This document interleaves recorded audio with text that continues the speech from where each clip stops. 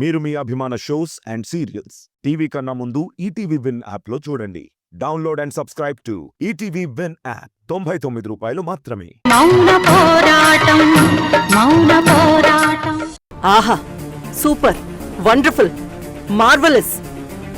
ఏం టైమింగ్ మహేంద్ర నీ ఫ్రెండ్ది. భలే ఇచ్చాడు స్ట్రోక్ ఆ దుర్గకి. కరెక్ట్ టైంలో ఆ జానకిని పట్టేశాడు. మాటు వేసి వేటాడే పులిలా వెళ్లి జానకి మీద పడ్డాడు. అక్కడ పంజా విసిరితే ఇక్కడ దుర్గకి దెబ్బ తగిలి గిలగిలా కొట్టుకుంటుంది. మీరు ఇన్ని రోజుల నుంచి వెతుకుతున్నారు, జానకిని కనిపెట్టలేకపోయారు. కానీ అంకుల్ జైలు నుంచి నెట్వర్క్ నడిపి ఆ జానకి ఎక్కడుందో తెలుసుకున్నాడు. మనకి చాలా హెల్ప్ చేశాడు. ఆయన జైలు నుంచి బయటకి రాకపోయుంటే ఈ పాటికి మనందరం ఈ ఇంట్లో నుంచి బయటికి వెళ్లిపోయి ఉండేవాళ్లం. ఇన్ని రోజులకి మన కల నెరవేరబోతుంది విశాలాక్షి. రాజశేఖర్ పట్టుకున్న జానకిని పోలీసులకు అప్పచెప్పి దుర్గ చేసిన నేరాన్ని ప్రూవ్ చేసి తనని అరెస్ట్ చేయిస్తే కాని మనకు మనశ్శాంతి దొరకదు. అబ్బా, ఎన్ని దెబ్బలు కొట్టింది. ఒళ్ళంతా ఒకటే మంట. నాకు కూడా చాలా మంటగా ఉంది మమ్మీ. బాగా కొట్టేసింది. ఈ దెబ్బలన్నింటికీ మనం బదులు చెప్పాలి. పోలీసులతో చెప్పి ఆ దుర్గని చావగొట్టించాలి. మనం ఎంత చేసినా అది దుర్గను నేనే అని మాత్రం ఒప్పుకోలేదు. ఇప్పుడు చెప్పకుండానే ప్రూవ్ అయింది. ఇక జైలుకు వెళ్ళిపోతుంది. నీ ఫ్రెండ్ రాగానే వెంటనే ఒక్క సెకండ్ కూడా వేస్ట్ చేయకుండా ముందు దాన్ని అరెస్ట్ చేయించాలి. ఈ ఇంట్లో నుంచి మనల్ని తోసేసింది కదా, ఇప్పుడు దాన్ని మెడపట్టి బయటికి తోసేద్దాం. దుర్గ వెళ్ళిపోతే ఇదంతా మనదే కదా. ఆ స్వాతి ముచ్చింగాడు ఇప్పుడిప్పుడే నడుస్తున్నాడు. వాడిని ఈసారి కాళ్ళు తీసేసి మరీ వీల్ చైర్లో కూర్చోబెడతాం. ముసలోడిని మూల కూర్చోబెడదాం. సౌందర్యని పని మనిషిని చేద్దాం. జానకిని మళ్లీ వంటింట్లో పడేద్దాం. ఈ ఇల్లు, కంపెనీలు, ఆస్తులు అన్నింటికీ మనమే మహారాజులం అవుతాం. నువ్వు రాజువి, మమ్మీ రాణి, నేను యువరాణిని. ఇది జరిగేది డాడ్. కానీ వీటన్నిటికంటే ముందు నాకొక్క కోరికుంది. ఏంటి బేబీ? మనల్ని ఇంతలా కొట్టిన దుర్గని అదే కొరడాతో చావగొట్టాలి. రుద్ర, ఆ కొరడాన్ని మనం టచ్ చేయొద్దు. దాన్ని ఇప్పుడు టచ్ చేసినా తిరిగి మనకే పడుతున్నాయి వాతలు. అందుకే దుర్గను కొట్టే డ్యూటీ అంతా పోలీసులకే పెట్టేద్దాం. మనం హ్యాపీగా ఇంట్లో ఉన్న వాళ్ళ మ్యాటర్ సెట్ చేద్దాం. డాడ్, దుర్గ విషయంలో నువ్వు ఎందుకంత భయపడుతున్నావు? నువ్వు భయపడట్లేదా? మీ మమ్మీ భయపడట్లేదా?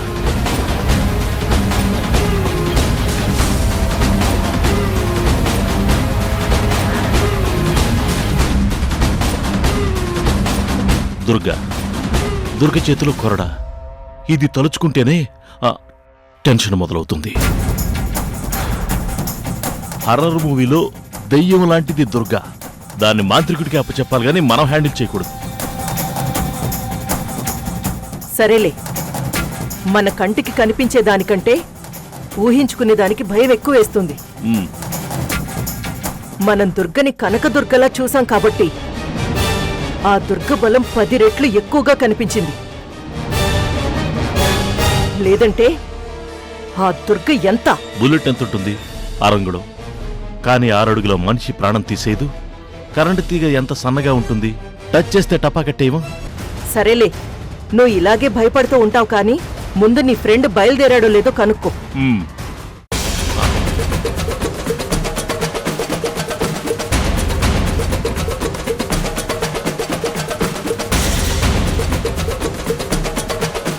చెప్పు మహేంద్ర. రాజశేఖర్ ఎక్కడున్నా? మీ ఇంటికే బయలుదేరాను మహేంద్ర. దారిలో ఉన్నాను. ఇంకా సేపట్లో వచ్చేస్తాను. ఓకే, త్వరగా రా. ఇక్కడ నీకోసం మేమంతా ఎదురు చూస్తున్నాం. నాకు అర్థమైంది. దుర్గ వల్ల మీరంతా సంతోషాన్ని దూరం చేసుకొని కరువు ప్రాంతం నుంచి వచ్చిన ఆ కాందేశీకుల్లా తయారయ్యారు. నేను వస్తున్నానుగా. ఇంకా మీ కరువు మొత్తం తీరిపోతుంది. ఆ దుర్గకి గుండె దడిదడలాడిపోతుంది. ఓకే, త్వరగా రా. బాయ్. మహేంద్ర, ఆ దుర్గ విషయంలో మీరేం ప్లాన్ చేసుకున్నా రే, నా ప్లాన్స్ నాకున్నాయిరా. నా ప్లాన్ మీకు చాలా హ్యాపీనిస్తుంది. వచ్చేస్తున్నాడు. ఇంకో అరగంటలో ఇక్కడ ఉంటాడు. వాడు వచ్చాక అప్పుడు దుర్గకి చుక్కలు కనిపిస్తాయి.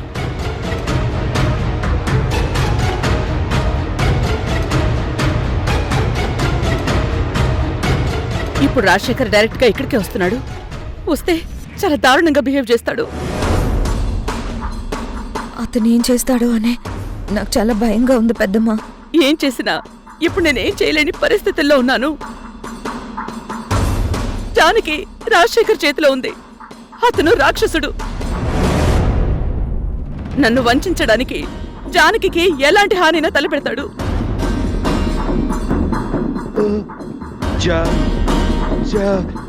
మీరు కంగారు పడకండి. ఇప్పుడెలా పెద్దమ్మా? ఇన్ని రోజులు నువ్వు దాచుంచిన అమ్మని అతను ఎత్తికెళ్ళి దాచేశాడు. ఇప్పుడు ఇక్కడికి వచ్చి ఏం చేస్తాడో, అక్కడ అమ్మని ఏం చేస్తాడో అని నాకు చాలా భయంగా ఉంది పెద్దమ్మా.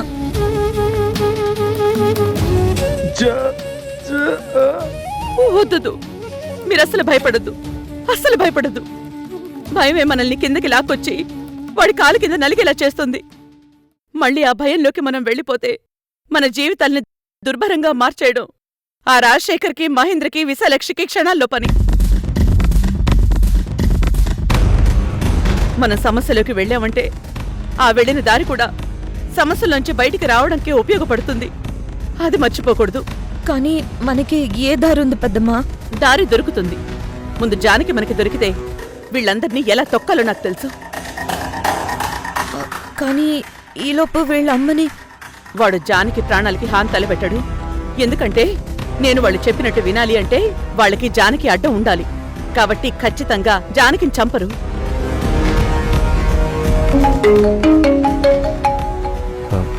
అమ్మ ఫోన్. హలో అమ్మా.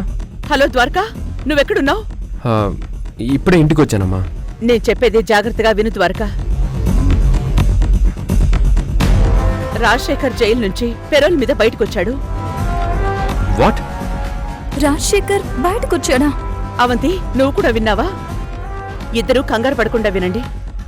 బయటికొచ్చిన వెంటనే రాజశేఖర్ చాలా పెద్ద దారుణమే చేశాడు. నేను భద్రంగా దాచుంచిన జానకిని కిడ్నాప్ చేసి వేరే ఎక్కడో దాచేశాడు. దాచేశాడా? కానీ అదేలా అమ్మా? అతను జైలు నుంచి తన మనుషులతో సైలెంట్ గా జానకి ఆచూకీ తెలుసుకున్నాడు. జైలు నుంచి రావడమే తను పెద్ద ప్లాన్తో వచ్చాడు. జానకిని అడ్డం పెట్టుకుని నన్ను టార్చర్ చేయాలని చూస్తున్నాడు. రాజశేఖర్ని అడ్డం పెట్టుకుని విశాలాక్షి వాళ్ళు ఈ ఆస్తులు, బిజినెస్లన్నీ వాళ్ళ అండర్లోకి తెచ్చుకుని మళ్ళీ వీళ్ళందర్నీ పని వాళ్ళని చేద్దామని ప్లాన్ చేస్తున్నారు. వాళ్ళనుకున్నది ఏది జరగకూడదు ద్వారకా. కానీ ఇప్పుడు నేనేమీ చేయలేని పరిస్థితుల్లో ఉన్నాను. ఏం చేసినా వాళ్ళు జానకిని హౌట్ చేస్తారు. జానకికి ఏ చిన్న హాని జరిగినా నేను భరించలేను. అందుకే ఇప్పుడు వెంటనే జానకి ఎక్కడుందో తెలుసుకోవాలి. మళ్ళీ మన దగ్గర భద్రంగా ఉంచాలి. ఆ తర్వాతే వీళ్ళందరికీ బుద్ధి చెప్పగలం. అయితే ద్వారకా పోలీసుల్ని తీసుకెళ్లి అత్తయ్యని కనిపెడతాడు. నువ్వు పోలీసులతో కలిసి అఫీషియల్ గా చేస్తే రాజశేఖర్కి తెలిసిపోతుంది. అతను ఖచ్చితంగా ద్వారకా మూమెంట్స్ మీద కన్నేసి ఉంచుతాడు. అందుకే ఇప్పుడు నేను చెప్పినట్టు చెయ్యాలి ద్వారకా. చెప్పమ్మా. నువ్వు పోలీసులతో సంబంధం లేని మనుషులతో జానకి గురించి ఎంక్వైరీ చేయించు. ఇది చాలా కాన్ఫిడెన్షియల్ గా ఉండాలి. నేను రాజశేఖర్ నంబర్ సంపాదించి పెడతాను. ఆ సువర్ణ రాజశేఖర్ ఫోన్ కాల్ డేటా తెప్పించుకుని అతను ఎవరెవరితో మాట్లాడుతున్నాడు తెలుసుకో. వాళ్ళ అడ్రస్లు సంపాదించు. వాళ్ళందర్నీ ఫాలో చేసేలా మనుషుల్ని పురమాయించు. ఎక్కడో ఒక చోట ఎవడో ఒకడు ఖచ్చితంగా జానుకున్న చోటికి వెళ్తాడు. సరేనమ్మా, నేను అలా డ్యూటీలో చాలా చేశాను. ఇప్పుడు పర్సనల్ ఆపరేషన్ చేస్తాను. జానకమ్మ గురించి తెలుసుకుంటాను. జానకి గురించి వీలైనంత త్వరగా తెలుసుకో ద్వారకా. లేదంటే ఇక్కడ జానకి ఏం జరుగుతుందోనని సౌందర్య, కళ్యాణ్ రాముడు కంగారు పడుతున్నారు. రాజశేఖర్ వాళ్ళు కూడా ఏదో ఒకటి చేసి వాళ్ళ పనులు పూర్తి చేసేసుకుంటారు. ఈ క్షణం నుంచే ఈ ఆపరేషన్ స్టార్ట్ చేయ ద్వారక. సరేనమ్మా. కంగారు పడకండి. జానకి ఆచూకీ తొందరలోనే తెలుస్తుంది. ద్వారకున్నాడు కదా, చూసుకుంటాడు.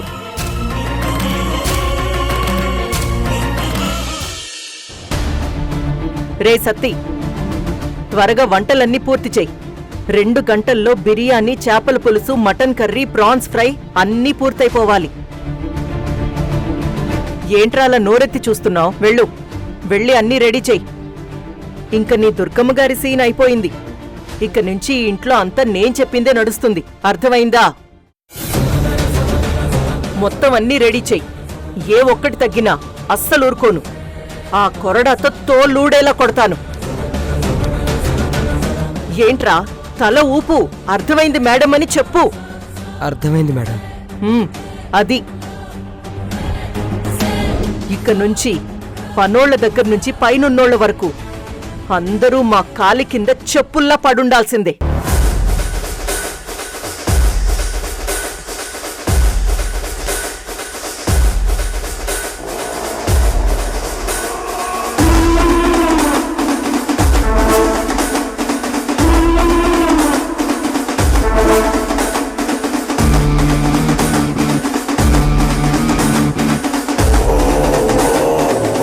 విశాలాక్షి, ఇంకో 10 నిమిషాల్లో రాజశేఖర్ ఇక్కడికి వచ్చేస్తున్నాడు. ఏర్పాట్లు ఏమేం చేశావు? ఆ సత్తిగాడికి వంట ఏం చేయాలో చెప్పేశాను. రాజశేఖర్ గారు రాగానే హారతిచ్చి ఇంట్లోకి వెల్కమ్ చెప్పేద్దాం. చాలా సంవత్సరాల తర్వాత నా ఫ్రెండ్ నన్ను కలవడానికి వస్తున్నాడు. వచ్చిన వాడికి మనం చేసే మర్యాదలు చూసి మళ్ళీ ఇక్కడి నుంచి వెళ్లబుద్ధి కాకూడదు. వాడిక్కడే ఉంటే నాకు కొండంత బలం. అబ్బా, నువ్వు దాని గురించి ఏం టెన్షన్ పడకు మహేంద్ర.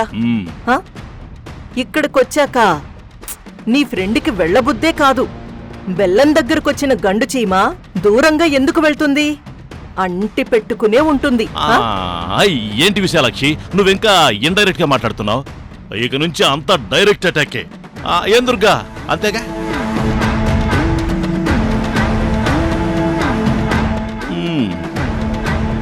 ఏంటి మొహం అలా పెట్టావు? అది కోపమా, భయమా? రాజశేఖర్ ఏం చేస్తాడన్న భయమా? అబ్బా, ఇవేవి కాదు మహేంద్ర. ఆడదానికి ఎంతైనా భర్త మీద ప్రేమ చావదు. వాడు మంచోడైనా, ముష్టోడైనా, ధనవంతుడైనా, దుర్మార్గుడైనా ప్రేమ ఉంటుంది. దుర్గకి మొగుడు రాజశేఖరే కదా. అవును, అది నిజమే కదా. మరి మొగుడు మీద ఆ ప్రేమ అలాగే ఉంటుందా, ఉండదా? ఏమో, అది నన్ను అడిగితే ఎలా? దుర్గనే అడగాలి. మా అమ్మని ఇంకొక మాట అన్నావంటే? ఏయ్, నోరు ముయ్యవే. అంతా తెలిసిపోయాక కూడా ఇంకా అమ్మా అంటావేంటి? మీ అమ్మకి దుర్గా ఏదో సొంత అక్కైనట్టు ఏదో పిలుస్తున్నావే పెద్దమ్మా అని. అలాగే పిలు. మీకసలు బుద్ధి జ్ఞానం ఉందా? మీరసలు మనుషులేనా? రే ముసలుడా, ఏంట్రా నోరులేస్తుంది? అక్కడ జానకి దొరికిపోయిందని మర్చిపోవద్దు. ఇక్కడ మాట్లాడితే దుర్గే మాట్లాడాలి, మీరెవ్వరూ మాట్లాడకూడదు. ఏ దుర్గా, నిజం చెప్పు. నీకు లోపల రాజశేఖర్ అంటే ప్రేమ ఉంది కదా? రాజశేఖర్ జైలు నుంచి పెరోల్ మీద వస్తున్నాడనగానే మా అందరికంటే ఎక్కువ సంతోషించేది నువ్వే కదా? తన కోసం మా అందరికంటే ఎక్కువ ఎదురు చూస్తుంది నువ్వే కదా? నీ భర్తకు కూడా నీ మీద అంత ప్రేమ లేకపోతే జైలు నుంచి బయటికి రావడమే సువర్ణ దగ్గరకు కాకుండా డైరెక్ట్గా నీ దగ్గరికి ఎందుకు వస్తాడు చెప్పు? అవునవును, రాజశేఖర్కి దుర్గంటేనే చాలా ప్రేమను తెలిసిపోతూనే ఉంది.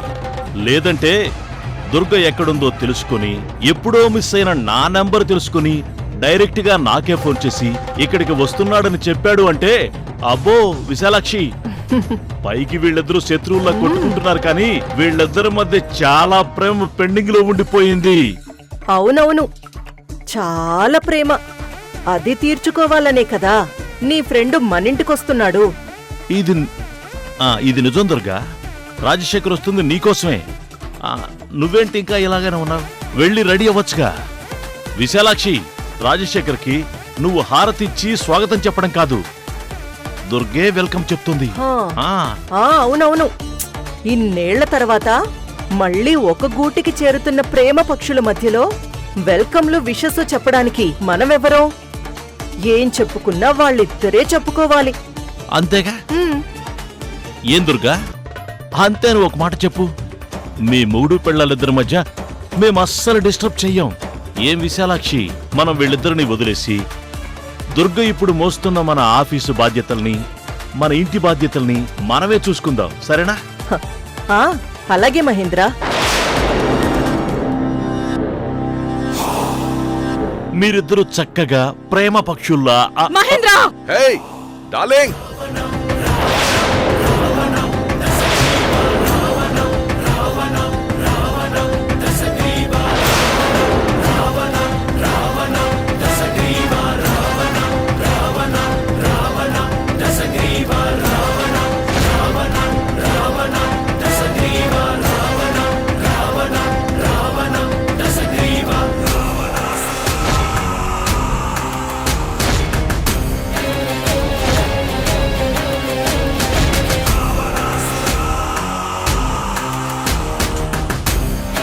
హే ఫ్రెండ్, దా దా దా దా దా దా దా దా దా. ఫ్రెండు, ఎన్ని రోజుల తర్వాత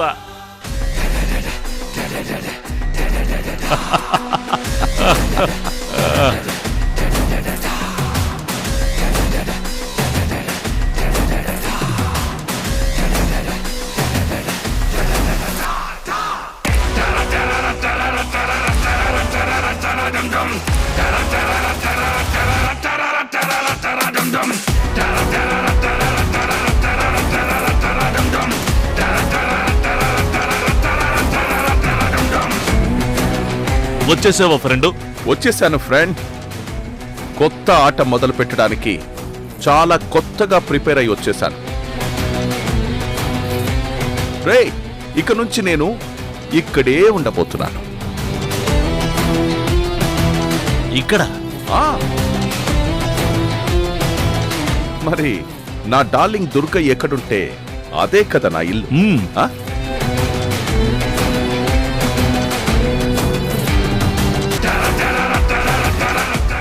ఏం సిస్టర్, బావున్నావా?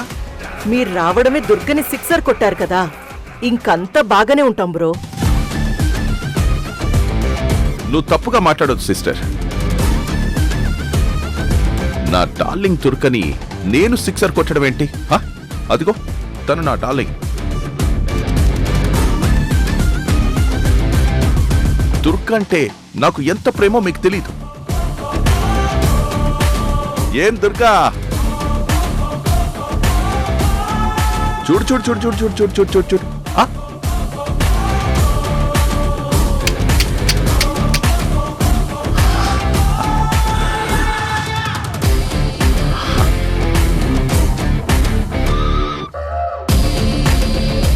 అబ్బా, అదే నిక్కు, అదే టెక్కు, అదే పొగరు, అదే అదే ఫిగరు. అస్సలు అస్సలు ఏం మారలేదు. అబ్బా, దుర్గా, అప్పట్లో అడవిలో నిన్ను ఫస్ట్ టైం చూసినప్పుడు అప్పుడు నువ్వు ఎలా ఉన్నావో ఎప్పుడు కూడా అలాగే ఉన్నావు. కాలం మారిపోతుంది గాని నీలో మాత్రం అస్సలు మార్పే లేదు. అదే అందం. ఏంటి దుర్గా మాట్లాడవు? ఇన్ని రోజులు ఇక్కడ వీళ్ళందరినీ నీ మాటలతో భయపెట్టించావంట కదా. దుర్గా దుర్గా ప్లీజ్ దుర్గా, దుర్గా మాట్లాడవా? దుర్గా, నాకు నీ గొంతు వినాలనుంది, నీతో ప్రేమగా మాట్లాడాలనుంది. చెప్పు దుర్గా, నువ్వు అసలు ఏదో ఒకటి చెప్పు. ఏ, నీకు మాత్రం నాతో మాట్లాడాలని లేదా? మాట్లాడు దుర్గా.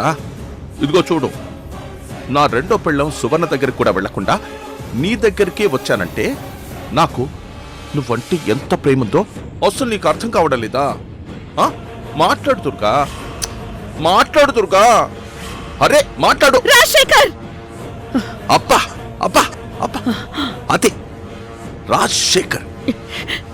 అబ్బా, ఏం పిలిచావు? అసలు నీ గొంతులో నా పేరు ఎంత తీయగా వినిపిస్తోంది. దుర్గా ప్లీజ్ దుర్గా, ఒక్కసారి నా పెళ్ళానివి కదా, ఒక్కసారి పిలువు దుర్గా, ప్లీజ్ దుర్గా, ఒక్కసారి పిలువు.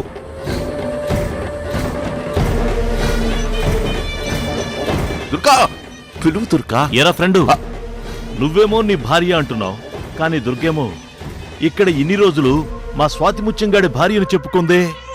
ఏంట్రా? అవును బ్రో, ఈ దుర్గ ఇన్ని రోజులు జానకిని దాచిపెట్టి ఇక్కడ జానకిలాగే నటిస్తుంది. అవును. దుర్గా నిజమా? నువ్వు ఇంకో మనిషిలా నటించావా? రే, ఇది నిజం కాదు. దుర్గ ఎప్పటికీ అలా చేయదు. రేయ్, పిచ్చి పిచ్చిగా వాగావంటే నాలుక చీరేస్తాను, జాగ్రత్త.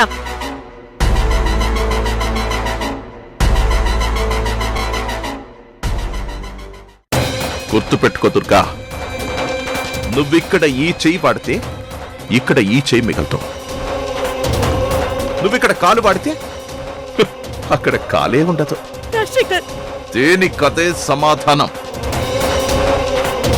విశాలాక్షి, నువ్వు మొదలుపెట్టు.